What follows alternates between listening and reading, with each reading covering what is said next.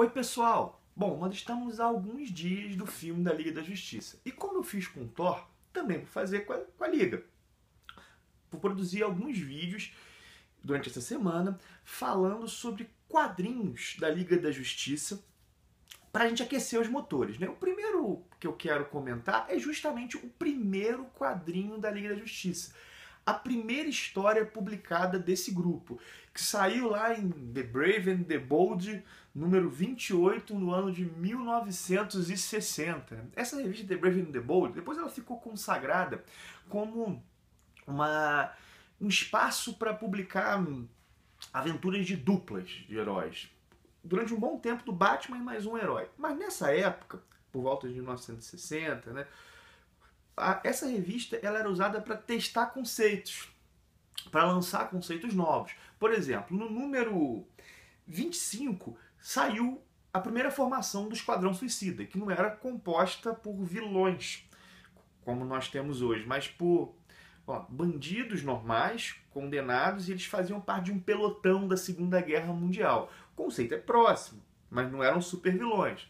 No número 28 sai a Liga da Justiça. Lá no número 54 nós vamos ter a formação dos Novos Titãs, na verdade da Turma Titã, que é um grupo de sidekicks, né, de parceiros de heróis.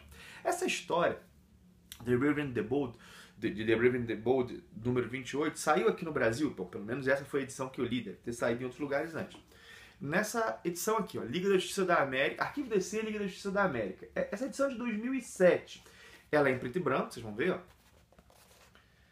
A história originalmente era colorida. Só que essa edição aqui, ela segue um modelo dos arquivos da DC, que é o seguinte, né? Eles publicam histórias, um grande número de histórias, aqui tem 20 edições, em preto e branco, por um papel jornal, por um preço mais em conta. Isso quando saiu no Brasil eu achei bem legal, porque é uma espécie de fonte, né? Se tivesse, só que não deu certo. Ele chegou até a anunciar próximo ao fim, o da Turma Titã, mas nunca saiu. De todo modo, aqui tem as 20 primeiras histórias da Liga da Justiça em preto e branco.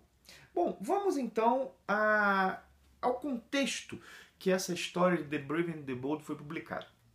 Depois da Segunda Guerra, durante boa parte da década de 50, os super-heróis perderam popularidade. E já para o final da década de 50, a DC resolve atualizar alguns de seus personagens, tentando atingir um novo público. Faz isso, por exemplo, com Lanterna Verde. O Lanterna Verde, originalmente, é aquele que hoje é o Alan Scott, que é reincorporado ao universo DC, que tem um poder mais místico, né? Já no final da década de 50, aí, a DC relança Lanterna Verde como Hal Jordan, que tem uma pegada mais de ficção científica, recebe os poderes de um alienígena. Com Flash é a mesma coisa, o Flash original é o Joe Garrick. Aqui, o Flash da Era de Prata, vamos colocar assim, dessa atualização, é o Barry Allen. Bom, se estão atualizando os personagens, bom, por que não atualizar o grupo de personagens, né? Na década de 40 nós tínhamos a Sociedade da Justiça. Então vamos atualizar e lançar a Liga da Justiça. Ou seja, a Liga da Justiça da América é a atualização da Sociedade da Justiça da América. Um grupo que saía lá na década de 40 e que depois vai ser reincorporado, né? Vai ser colocado de volta aí no multiverso DC, numa história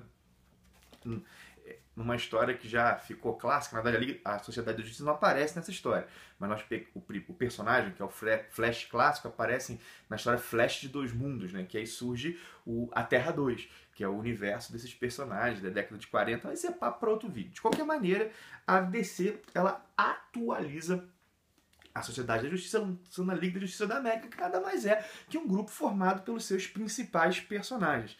É legal saber que isso aqui dá tão certo, que é o que vai inspirar a Marvel.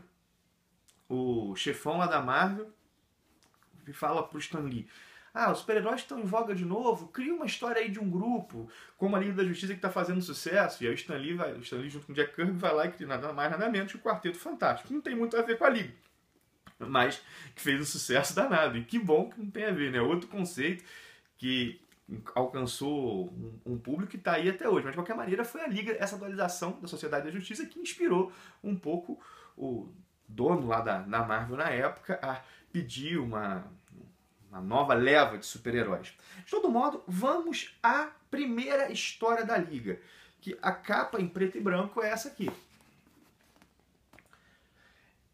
Cara, essa história é muito engraçada e é legal ver o caráter pueril dela. Eu vou ler o primeiro quadro para vocês. Em sua ronda, Aquaman nada nas águas do Atlântico. E aí aparece o Aquaman. E aí o Aquaman vai lá e diz: meu amigo Peter o Baiacu está me chamando. Ih, grande Netuno, que história incrível ele me manda por pensamento. Bom, olha, Peter o Baiacu é realmente um baiacu, não é um... E aí o Peter diz: há pouco, quando eu estava boiando de ponta cabeça, vi uma estrela do mar gigantesca descer voando do céu. Cara, Peter, o Baiacu, avisa o Aquaman que a Terra está sendo invadida por uma estrela do mar gigante, que é o Starro. Cara, isso é muito engraçado quando lê com os olhos de hoje. Inclusive, hoje em dia, não se vê que o Aquaman fala com peixes. Ele não tem esse bate-papo, igual ele teve aqui com o Peter Baiacu, né? Ele influencia criaturas marinhas. Mas aqui, realmente, ele bate papo com peixe. E o Peter Baiacu é um dos responsáveis pela criação. Não pela criação, né? Mas depois vai ver que não é a criação. Mas é um dos responsáveis por convocar a Liga da Justiça. Bom, o Starro, que é essa estrela do mar gigante alienígena, que é dominar a Terra, ela pega as 3 estrelas do mar, faz com que elas fiquem gigantes como ele e envia essas estrelas do mar em missões. O Aquaman avisa a Liga da Justiça, convoca lá pelo comunicador, e o Batman e o Superman não podem participar nesse momento. O Superman está destruindo os meteoros que estão caindo na Terra, o Batman está caçando um bandido lá. Bom, respondem John Jones, que é o Caçador de Marte, a Mulher Maravilha, o Lanterna Verde, o Flash. São esses os que respondem à convocação do Aquaman.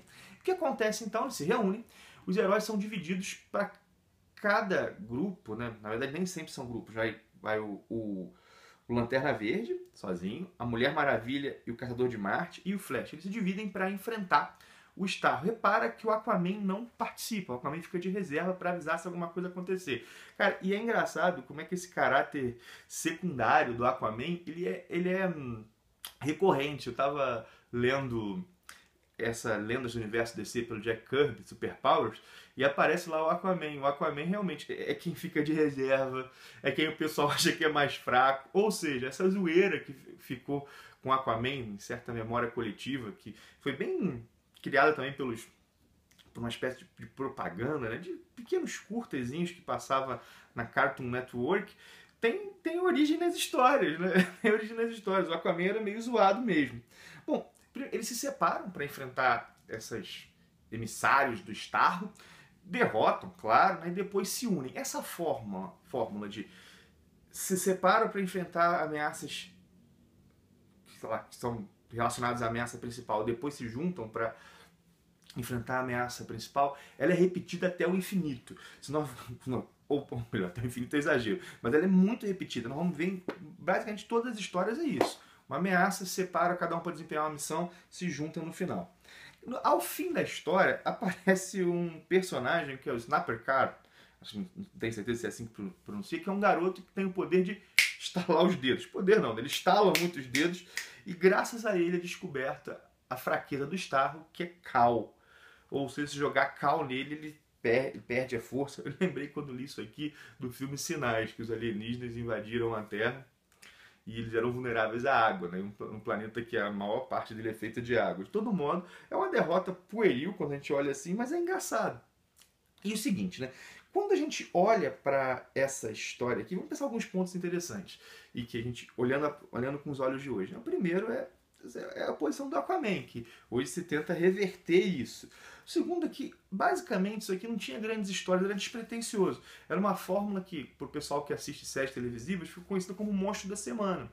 Era sempre uma ameaça, um monstro poderoso, um invasor alienígena, muitos invasores alienígenas, e eles se dividiam e venciam. Essa era a fórmula, né? Era a fórmula contada recorrentemente. A segunda coisa é que essa primeira história do Starro, ela não é dentro do universo DC, né, ou seja, no tempo da narrativa, não é a primeira história da Liga. Vamos mostrar mais uma vez a primeira página. Não é a primeira história da Liga, ou seja, na cronologia, não é a primeira história da Liga. É a primeira história que foi produzida.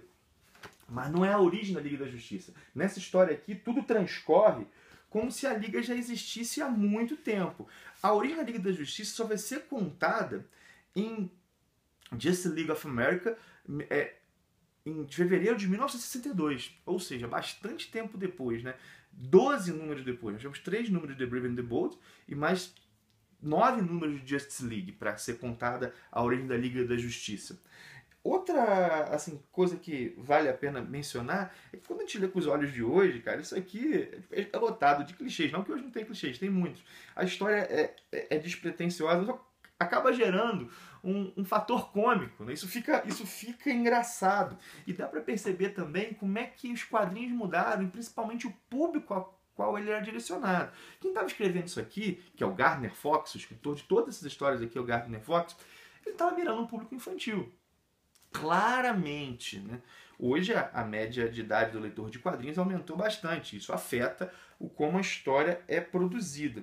De todo modo, fica aí a primeira história da Liga da Justiça, mostrando aí mais algumas páginas. Aqui é a página do John Jones e da Mulher Maravilha indo enfrentar um dos enviados do Star. Vamos pegar outra, né? Vamos pegar a do Lanterna Verde. Cadê a do Lanterna Verde aqui? A do Lanterna Verde. Cara, foi legal ter visto isso aqui para preparar o vídeo e ver que como é que é um tipo de história que é inocente, não sei se é bem a palavra. Acho que pueril, como eu repeti algumas vezes, é a melhor. Mas outra coisa que é bacana mencionar é que vários conceitos que são colocados aqui são reaproveitados depois, relidos, e se tornam assim, mais profundos, mais elaborados. É bacana, né? E é chato que essa coleção aqui não tenha vingado, né? Nós teríamos aí, ainda que em preto e branco, imagina, né? Sei lá, 4, 5 volumes disso aqui, seria uma coisa bacana. De todo modo, espero que tenha sido legal saber aí qual foi a primeira história da Liga da Justiça, que não foi a origem, como eu disse. Deixa aquele abraço, peço que se você gostou do vídeo, deixe o teu like, se não está inscrito no canal, se inscreva ainda. Tem bastante vídeo sobre quadrinho aqui e essa semana tem mais sobre a Liga da Justiça. Abração, até o próximo vídeo.